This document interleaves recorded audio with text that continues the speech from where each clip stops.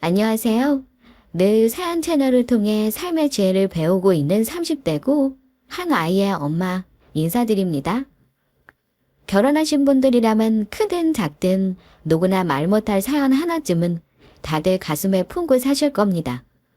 남들이 보기에 편하게 사는 사람 같아도 가만히 들여다보면 저마다 우여곡절이 있고 힘든 일이 있듯이 저는 주변에서 보기에는 부자 시댁의 좋은 남편의 예쁜 아이의 모자란 거 없어 보이는 주부입니다만 저에게도 말 못할 고충이 있습니다. 아마 다들 시어머니나 남편과의 갈등을 짐작하시겠지만 부끄럽게도 저는 손 아랫동서와의 갈등 때문에 속을 썩는 며느리입니다. 동서지간 갈등도 주변에서 심심찮게 볼 수 있긴 해요. 대부분 먼저 시집온 형님이 아랫동서를 못 살게 구는 경우가 많았다면 저는 그 반대경우라는 게 다른 점이겠네요. 그렇다고 지금 사이 안 좋았던 동서와 연을 끊고 사는 건 아닙니다. 가족 행사나 명절 때는 얼굴 보고 살아요. 하지만 더 이상은 저를 무시하거나 함부로 하지 못하고 오히려 제 눈치를 보는 동서가 되었네요. 동서를 어떻게 혼내줬는지 제 사연 시작해 보겠습니다. 저는 결혼을 26살이라는 어린 나이에 했어요. 신랑은 저보다 7살이 많고요. 시댁은 시부모님 두 분이 자영업을 하시는데 저는 정확히 시부모님이 어느 정도 버시는지 재산이 얼마인지는 시집갈 때만 해도 몰랐어요. 다만 겉으로 보기에 시어른들 두 분 다 검소하셨고 사회복지시설에 기부도 하시는 거 보면서 존경하는 마음을 늘 가지고 있었습니다. 저희 결혼할 때도 작은 평수 아파트 하나 정도는 마련해 주셨고요. 저는 친정엄마가 안 계신 관계로 예단이나 예물은 전부 생략하고 간소하게 식을 치렀습니다. 제가 친정엄마가 안 계신데도 결혼 반대 같은 거 전혀 없었어요. 시어머니는 오히려 저에게 이렇게 말씀해 주신 분입니다. 너희 친정아버지가 딸들을 참 잘 키우신 것 같구나. 동생도 그렇고 너도 그렇고 열심히 공부해서 자기 일 하는 것도 기특하고 네 아버지가 참 자랑스러우시겠다 싶어. 일찍 시집 가는 거 많이 서운하실 테지만 시집 와서도 친정 식구들한테 잘해드리고 네가 잘 사는 모습 보여드리렴. 그럼 친정아버지도 안심하실 거야. 엄마가 안 계시다고 결혼 준비 어렵게 생각할 것도 없다. 모르는 거나 힘든 거 있으면 어려워 말고 엄마한테 물어보렴. 그때만 해도 어머니가 얼마나 어려웠겠어요. 저리 말씀해 주시는 거에 짧게 알겠노라 대답만 했었지 깊이 생각을 못 했는데요. 세월이 지난 지금 생각해보면 너무나 감사한 일이죠. 그때는 어려서 후다닥 결혼하느라 뭘 잘 몰랐는데 결혼해서 5년 넘게 지나고 보니까 시부모님이 저를 얼마나 많이 배려해 주셨는지 뒤늦게야 알겠더라고요. 남편은 3남매 중 장남이었어요. 시동생 한 명에 저보다 시누이도 한 명 있고요. 두 분 다 착한 분이어서 다들 저보다 나이도 많은데 제게 꼭 존대를 해주시고 잘해주셨습니다. 물론 저도 두 분에게 당연히 존대하고 예의 바르게 했고요. 시어머니는 저를 정말 많이 예뻐해 주셨습니다. 철마다 백화점 데려가서 출근할 때 입을 옷 한 벌씩 늘 사주셨고 어디 가셔서 예쁜 거 보시면 저 생각나서 사왔다며 뭐 하나라도 꼭 사다 주시는 분이었어요. 처음 시집 왔을 때는 시부모님이 어렵고 불편했는데 아이 낳고 나서는 아이로 인해 시댁이 더 이상 어렵게 느껴지지 않더라고요. 시댁에서 가까이 살면서 어머니가 아이를 많이 봐주시기도 했고 제가 직장 생활하는데 도움도 많이 받았습니다.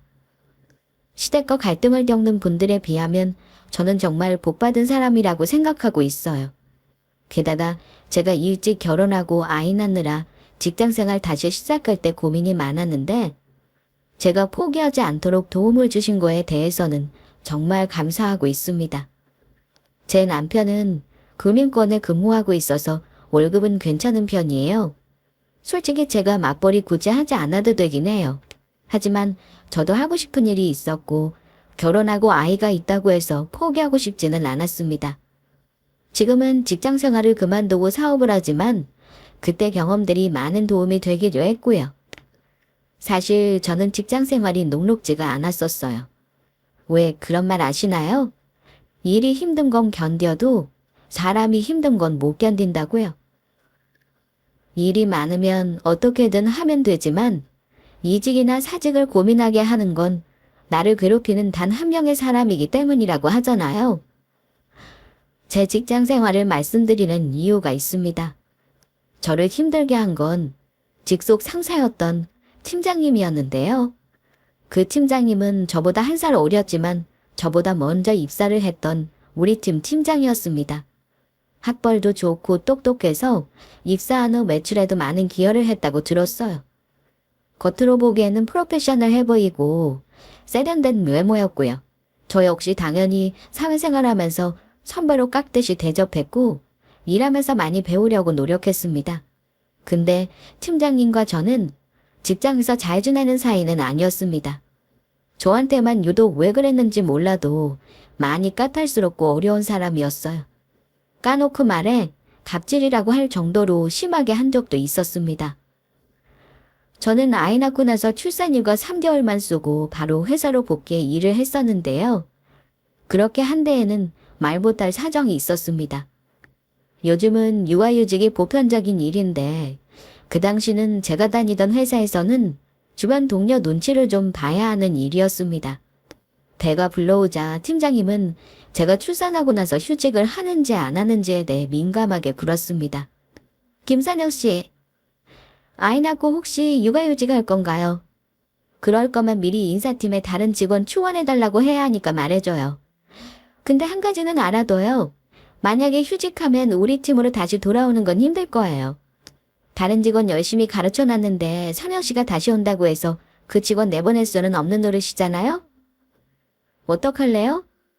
오해할까봐 미리 말해두는데 내가 이런 말하는 건 선영 씨 휴가를 못 내게 하라는 건 절대 아니에요. 장기적으로 직원이 없으면 아무래도 남아있는 직원이 힘들 수 있으니까 미리 알려달라고 하는 거지. 저는 어머님이 아이를 봐주신다고 하셔서요. 몸만 허락하면 출산휴가 3개월 후에 바로 복귀해서 일 계속하고 싶어요. 그래요. 그럼 요즘 애 봐주신다는 시어머니 없는데 김선영 씨는 좋겠네요. 시어른들이 되게 좋으신 분들인가 봐요. 네, 그 점은 저도 감사하게 생각하고 있어요. 일단 지금 계획은 휴직은 안 할 생각이니까 팀장님 업무에 참고하시면 되겠네요. 솔직히 말하면 저도 아이 낳고 휴직해서 조금 쉴까 하는 마음도 없지 않아 있었습니다. 하지만 우리 회사는 그때만 해도 육아휴직이 일반적이지 않았어요. 화장품 관련 중소기업이라 여직원이 많은 여초회사임에도 여직원의 육아나 출산이 호의적인 분위기가 아니었습니다. 직원들 사이의 텃세라고 할까? 그런 것도 좀 심했던 것 같고요. 아무튼 그 팀장님이 육아휴직을 눈치 주는 바람에 저는 아이 100일 갓 지나고 나서 바로 회사로 복귀했습니다. 저는 일의 특성상 업무나 팀이 바뀌는 일이 아니다 보니 한번 팀이 정해지면 누가 그만두지 않는 한 계속 같은 팀원들과 일을 해야 했는데요. 그렇다 보니 자기랑 안 맞는 사람 때문에 일을 그만두기도 하고 이직을 하는 경우가 꽤나 잦았어요. 같은 직급의 직원들끼리 텃세 부리고 시기 질투하는 경우는 종종 있는 일이긴 합니다. 하지만 직장 상사에게 갑질을 당하면 참 답이 없습니다. 하필 그 주인공이 제가 되는 바람에 마음고생을 많이 했어요. 그때는 괴롭힘이나 갑질이라는 인식을 못했어요. 경험이 부족하기도 했고 제 나이도 어렸으니까요. 그냥 팀장이 다른 사람보다 까다로운 사람이니 업무적인 건 내가 맞춰야 한다고 생각했습니다. 하지만 그러기에는 제가 부당하게 당했던 일이 꽤나 많았던 걸로 기억합니다. 일단 제가 팀장과 많이 부딪혔던 근본적인 이유는 성격이 안 맞아서입니다. 회사에서는 개인적인 감정은 배제하고 업무 성과가 최우선되어야 하는데 팀장님은 기본적으로 자기중심적이고 고집이 세서 업무적으로 소통이 전혀 되지 않는 사람이었습니다. 대화하기 싫을 정도로 대화가 안 통한다고 하면 아시려나요? 가령 일에 대해 팀원들이 자기 생각을 말할 수도 있고 팀장 의견보다 더 좋은 아이디어가 나올 수도 있는 거잖아요. 그런데 팀장은 거기에 대해 올바른 피드백을 주지 않고 자기와 생각이 다른 팀원들이 자기 말을 거역한다며 우기는 사람이었습니다. 제가 좀 의견을 제시하면 팀장 입에서 나오는 말은 그건 김선영 씨 생각이고 그렇게 해서 성과 안 나오면 본인이 다 책임질래요? 경험이 없을 때는 윗사람 말을 들어야 하는 거예요. 맘대로 할 거면 직장 다니지 말고 혼자 하는 개인 사업을 하세요. 여긴 회사고 조직이라고요. 직장 상사 말 무시하면 김선영 씨만 손해라고요. 이런 말이었습니다. 자기 말을 안 들을 거면 사업을 하지. 뭐하러 회사를 나오냐고 비아냥거린 적도 수차례였습니다. 뭐 거기까지도 좋습니다. 자기 할 일 잘하고 남에게 피해만 안 주면 더 이상 뭘 바라랴 했어요. 하지만 본인이 해야 하는 일을 바로 밑에 직급인 저에게 떠넘긴다던가 힘든 일이나 귀찮은 일은 제가 다 혼자 처리하는 일이 잦았습니다. 월급은 저보다 더 많이 받으면서 팀장이라는 이유로 놀고 먹는 게 눈에 보이기까지 했고요. 제가 기획했던 보고서를 마음에 안 든다며 이리저리 뜯어고치게 하더니만 제품 기획서 발표하는 날 본인이 발표하겠다고 한 적이 있었는데요. 윗분들이 칭찬을 하자 제 업무 성과를 싹 가로챈 적도 있었습니다. 열받는 일이었지만 제가 팀장님이 제 보고서를 가로챘다고 말하기도 참 어려운 상황이라 그냥 이 악물고 넘어간 적도 있어요. 게다가 남의 사생활에는 어찌나 간섭을 하는지 애인이는 직원들이 휴가를 내려고 하면 꼬치꼬치 캐묻기나 하고 히스테리를 부리기도 했습니다. 제가 아이 때문에 휴가를 낸다고 하면 애 핑계로 일에 지장 없게 해주세요. 애 있다고 해서 이런저런 핑계로 일 소홀히 하는 거 제가 딱 싫어하는 거 선영 대리도 알죠? 아, 예, 팀장님. 제가 할 일은 다 해놓고 휴가 내겠습니다. 이런 식으로 휴가 보는 사람 눈치를 주질 않나. 질투는 많아가지고 자기보다 좋은 가방이나 좋은 옷 입고 오는 여직원이 있으면 뒤에서 험담이나 하고 자기 취향이 최고라고 조언이랍시고 맨날 비꼬는 말대로 지적질을 하니 직원들도 좋아하지 않는 건 당연했어요. 다들 임무와 얘기한 게 예쁜 외모랑 달리 성격이 저러니 아마 남자 만나기 힘들고 시집가기 어렵댔다고 했었죠. 하지만 팀장님이 남자 보는 눈은 또 되게 없더라고요. 아무튼 저는 물론이고 직원들하고도 그리 좋은 관계는 아니었습니다. 다른 직원들은 모이면 팀장 험담을 하기도 했어요. 하지만 저는 굳이 거기에 동조해서 같이 험담을 한 적은 없습니다. 말이라는 게 어차피 돌고 돌아 다시 나에게 돌아오기 마련이라는 거 저는 경험으로 알고 있었으니까요. 굳이 뒤에서 험담을 한다고 해서 팀장이 다른 사람으로 바뀌는 것도 아니고요.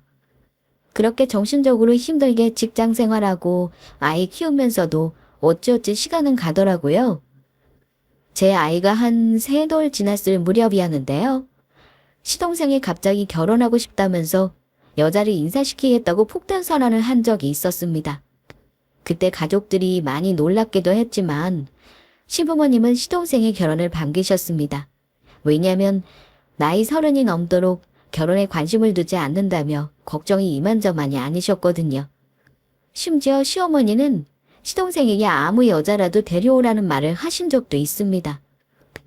당장 결혼 안 해도 좋으니 여자라도 좀 만나봐라.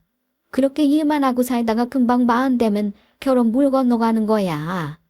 그 나이 먹도록 연애도 못 해보는 거 너무하는 거 아니냐. 이렇게 말씀까지 하셨습니다. 하지만 그때마다 시동생은 겸연쩍어 하면서 여자 만날 생각이 없다는 말을 하기 일쑤였습니다. 내가 여자 만날 시간이 어딨어요. 그럴 시간 있으면 잠을 더 자지.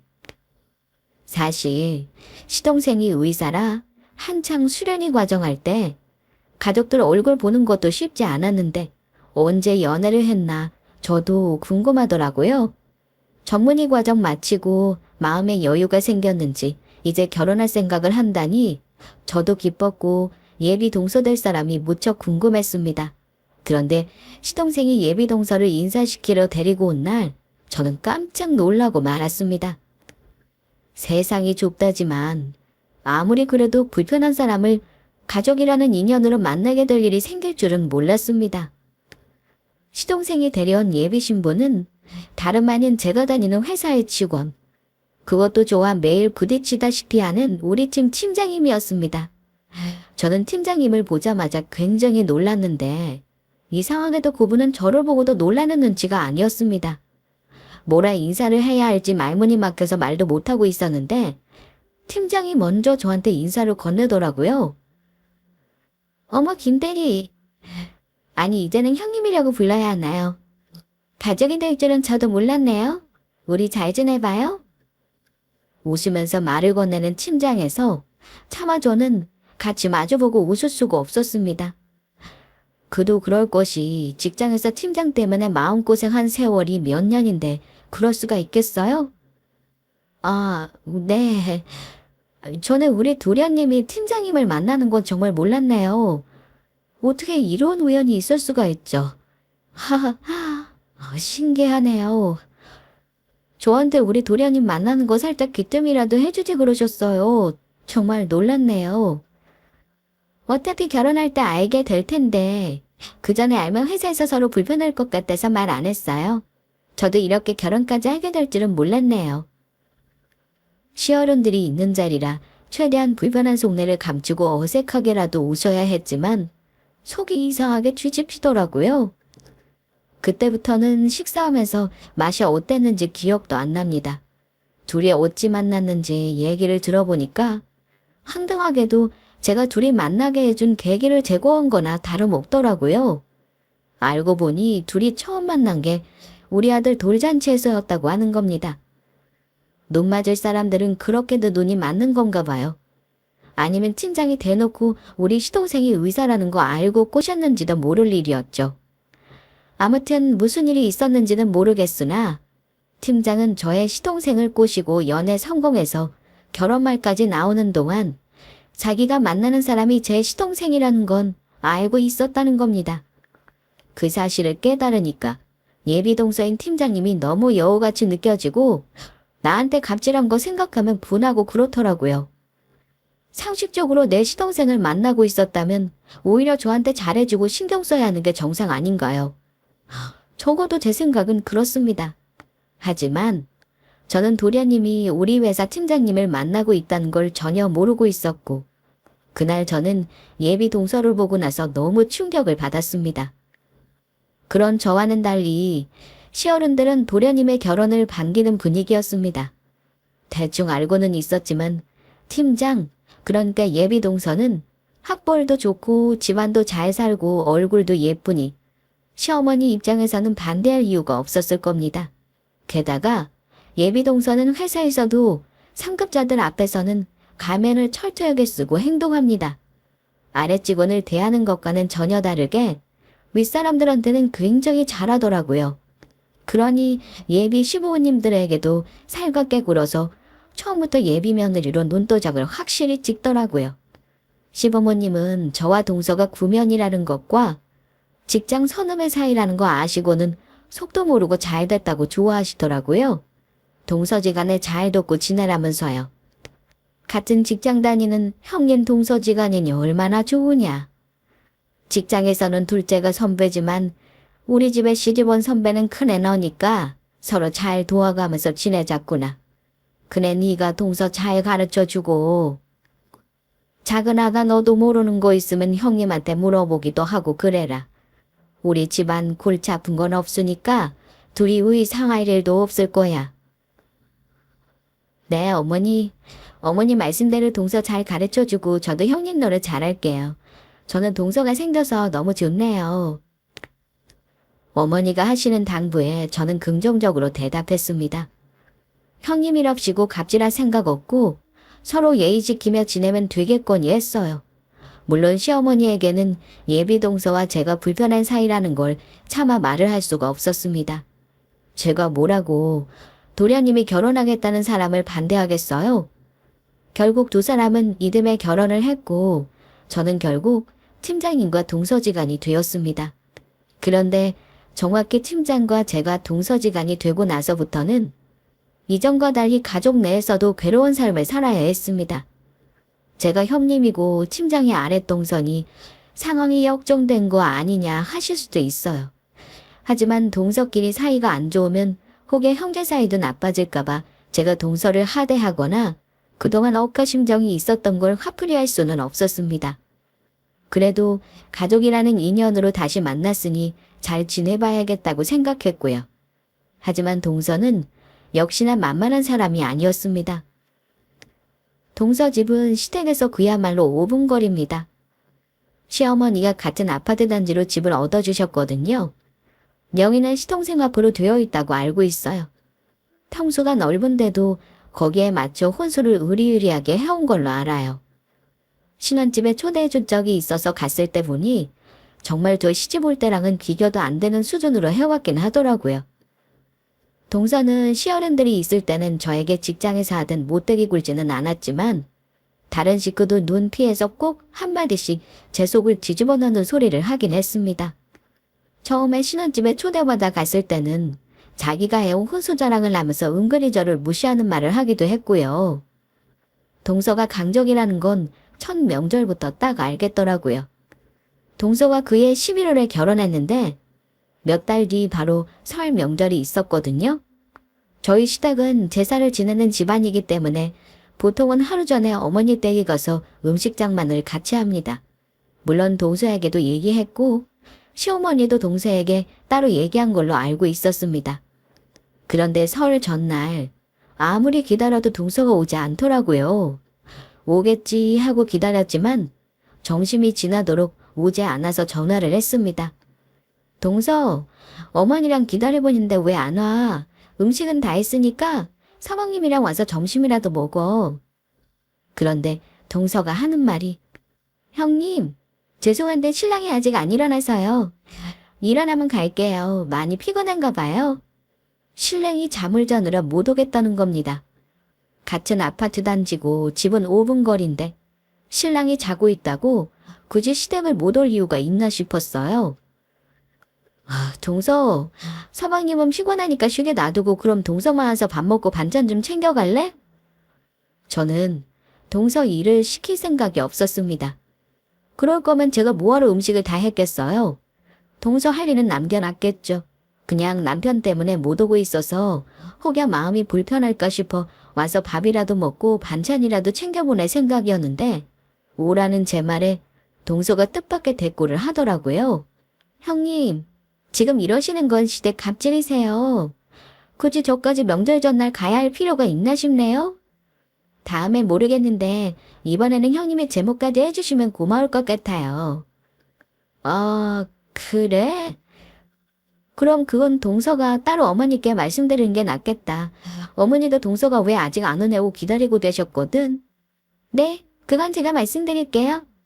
그리고 형님, 한 가지 더 말씀드릴게요. 지난번부터 느낀 건데 형님이 바로 말을 놓으시길래 아니다 싶어서요. 저도 형님한테 말 안 놓는데 형님이 바로 말을 놓다니요.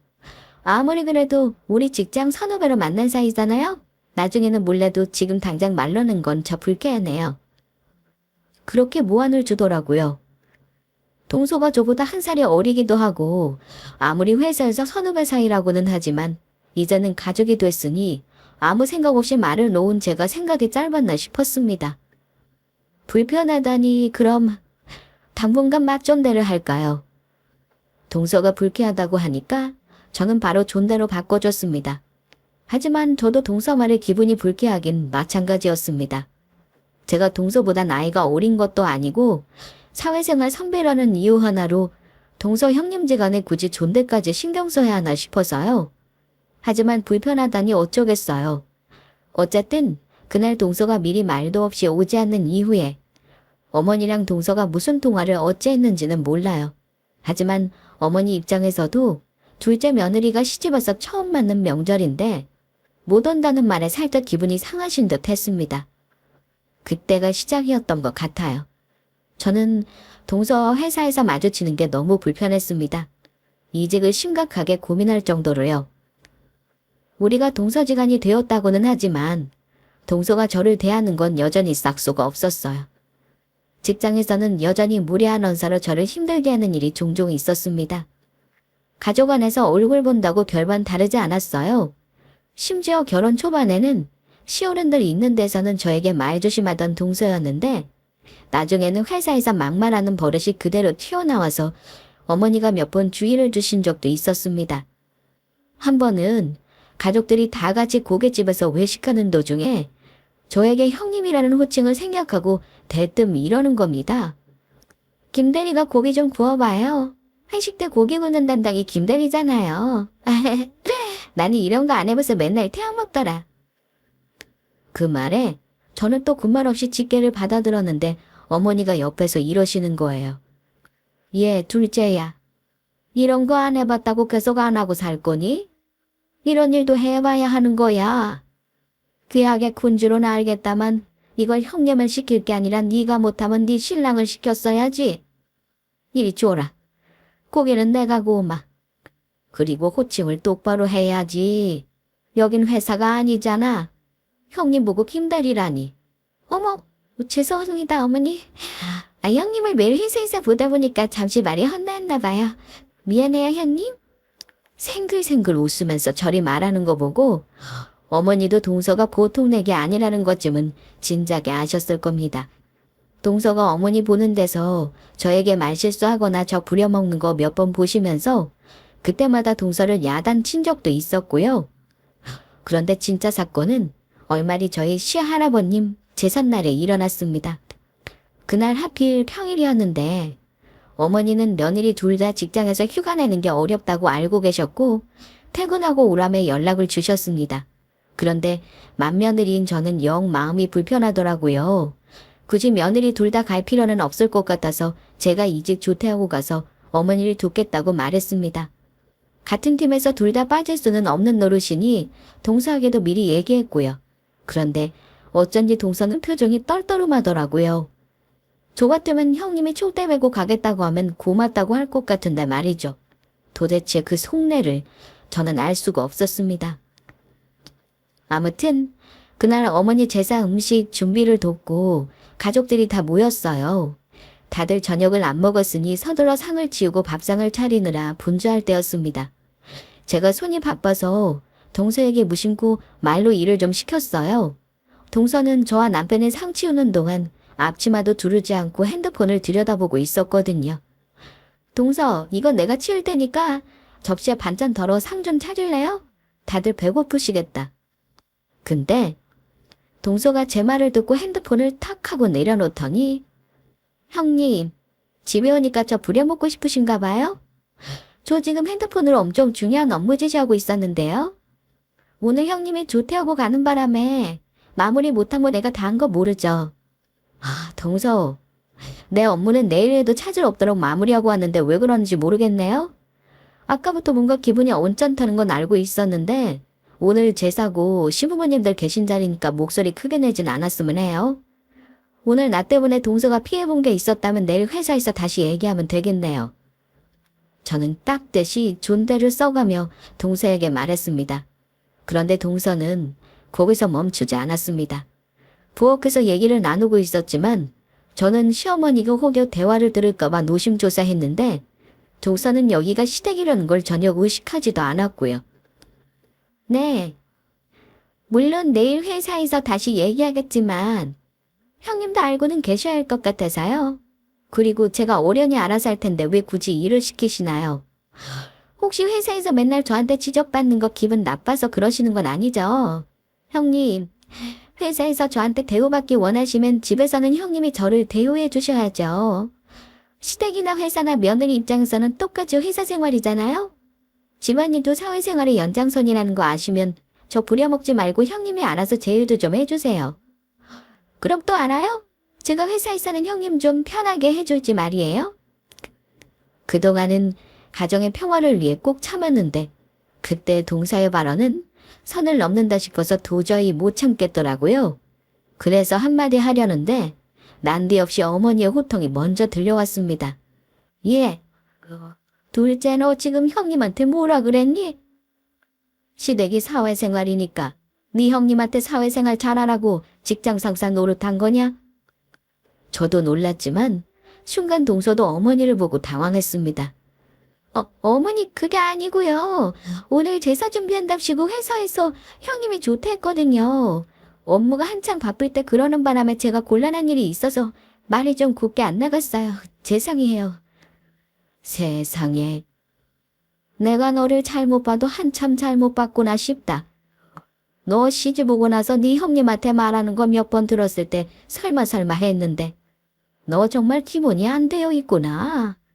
아무리 네가 직장에서는 윗사람이라고 해도 시집 와서 형님한테 갑질을 하니 나는 둘이 서로 아껴주고 지내는 건 바라지도 않는다만 네가 형님을 이렇게 대놓고 시험이 앞에서 무시하는 줄은 몰랐다. 그나마 너는 왜 얘기를 안 한 거냐? 저는 차마 말을 할 수가 없었습니다. 아무리 좋은 시어머니라고 해도 고자질하듯 아랫동서에 대해 어떻게 미주알고주알 어머니에게 일러바치겠어요? 저는 대답 안 하고 잠자고 있었지만 어머니는 제 속을 뻔히 안다는 듯 됐다. 너희 둘 다 집에서도 이러는데 회사에서는 세상 불편할 게 뻔하구나. 내 긴 말 하나마. 그래 너는 내일 당장 그 회사 사표 내. 난데없이 회사에 사표 내라는 말에 너무 놀랐습니다. 어머니 그렇다고 회사에 사표를 어찌 내나요? 동서도 그렇고 저도 그렇고 다시는 이런 모습 안 보이도록 할게요. 어머니 제가 위계를 못 잡은 탓이에요. 죄송합니다. 제발 회사 그만두라는 말씀은 하지 마세요. 내가 아무렴 너 일 다니는 거 싫다고 이러겠어. 걱정 마라. 그래 너는 회사 그만두고 내가 하는 사업 물려받을 준비를 하는 게 좋겠구나. 사표 내면 바로 내 사무실로 출근해서 일 배우렴. 어차피 언젠가는 나도 정리하려고 했던 일이고 두 아들보다는 며느리한테 물려줄 참이었어. 내가 지켜온 바로는 그네 네가 적임자라 하는 말이야. 시어머니는 골프웨어 매장을 여러 개 운영하고 계셨고 저는 결혼 초반까지는 정확하게 사업장 매출이나 운영 상황을 몰랐었어요. 하지만 나중에 남편에게 들은 바로는 연 매출 20억이 넘게 나온다는 말에 깜짝 놀란 적이 있었어요. 그런데 그 큰 사업을 저에게 일임하겠다는 선언을 하신 겁니다. 놀란 건 저뿐이 아니라 거기 서 있는 동서도 마찬가지였습니다. 하지만 이내 사타 파악을 하고는 목소리를 가다듬으며 어머니에게 이러더라고요. 어머니, 갑자기 아무 준비도 안 돼 형님한테 무슨 사업을 하라고 그러세요. 형님 회사에서도 일 제대로 못해서 저한테 맨날 깨지는 거 모르셨죠? 그런 사업은 업무 경험 많은 제가 적임자지 제가 볼 때 형님은 아니네요. 어머니 힘들게 이루신 사업 말아먹고 싶으신 거 아니면 절대 형님한테 맡길 생각 마세요. 어머니, 이건 정말 걱정돼서 드리는 말씀이에요. 뭐, 예, 너는 끝까지 네 형님을 무시하는구나. 내 눈으로 이 꼴을 보고 둘이 같은 회사 다니게는 못하겠어. 그네 어떡할래? 엄마 말대로 해볼래?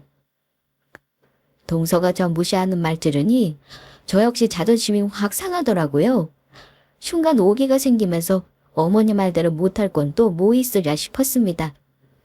네 어머니, 오늘 보니까 저랑 동서 도저히 직장에서 서로 얼굴 보고 일 못할 때 싶어요. 어머니 말씀대로 하겠습니다. 내일 당장 때려치우고 다음 주부터 어머니 사무실로 나갈게요. 까짓 거 제가 못할 것도 없죠. 그래, 잘 생각했다. 그네 너는 준비되는 대로 나한테 일 배울 생각하고 차그래 너는 당분간 안 부를 테니 안 와도 된다. 매번 억지로 와서 시간 때우고 가는 거 나도 다 보면 알아. 어른 눈에 그게 안 보일 거라 생각했니? 회사에서 네 형님 쥐잡듯 잡는 거 집에서도 통할 줄 알았다면 너 한참 잘못 생각한 거다. 좋은 집안에서 귀하게 자란 줄 알았는데 너 마음 씀씀이가 그렇게 못된 줄 몰랐다. 내 아들하고 결혼한 거에 어쩔 수 없지만 계속 이런 식으로 얼굴 보고 싶지 않을 것 같구나. 돌아가서 네 언사를 잘 생각해 보도록 해. 어머니 호통에 동서는 눈물까지 뚝뚝 흘리며 변명을 했습니다. 어머니, 그게 아니고요. 제가 뭘 그렇게 큰 잘못을 했는지 모르겠어요. 그렇다고 어머니가 형님한테 회사를 관두라고 하실 것까지는 없잖아요. 제가 기분 안 좋다고 막말한 건 형님한테 사과할게요. 그렇지만 그런 큰 결정을 홧김에 내리시는 건 아니라고 봐요. 어머니 사업체를 며느리인 저랑 상의도 없이 큰며느리한테 다 물려주시는 법이 어딨어요? 저한테도 어머니 사업 물려받을 지분 있는 거잖아요. 얘, 너 지금 지분이라고 한 거냐?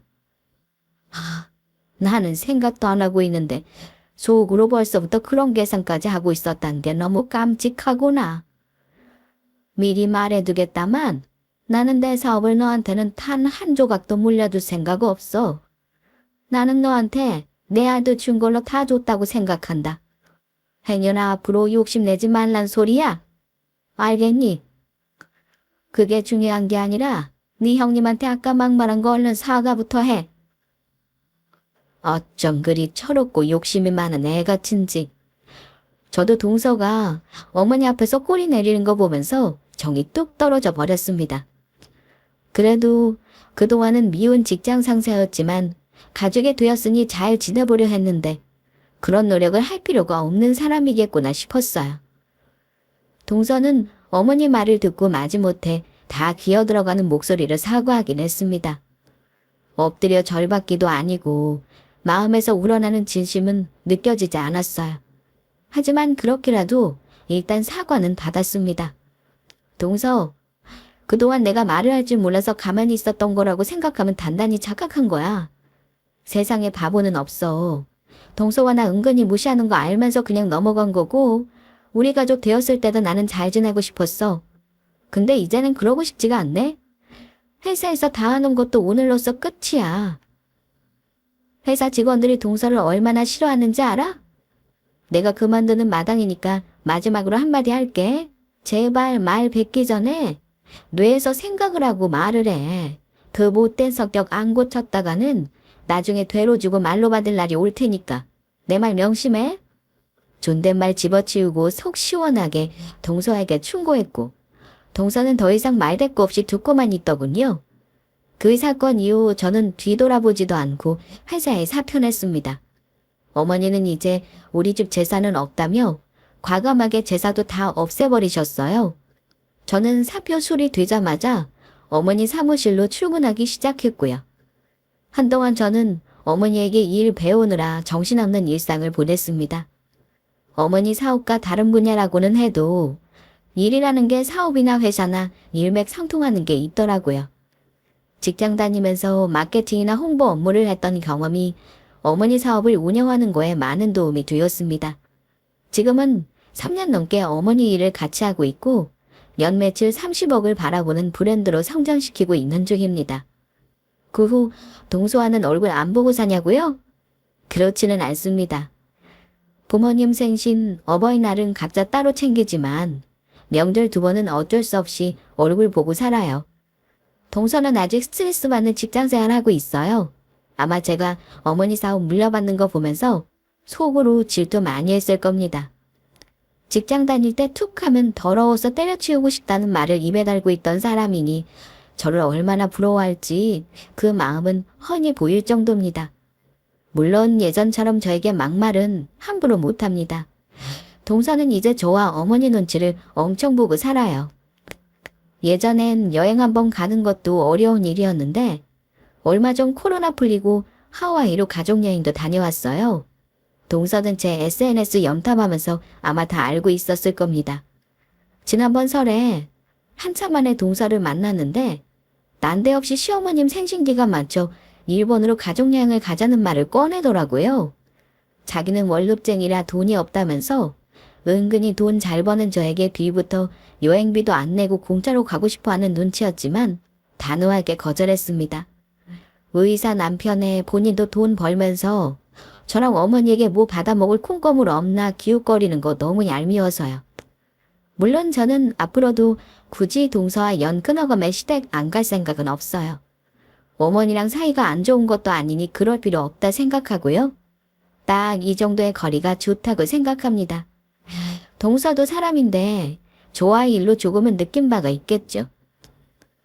아무튼 저는 동서와의 갈등은 이렇게 마무리되었습니다.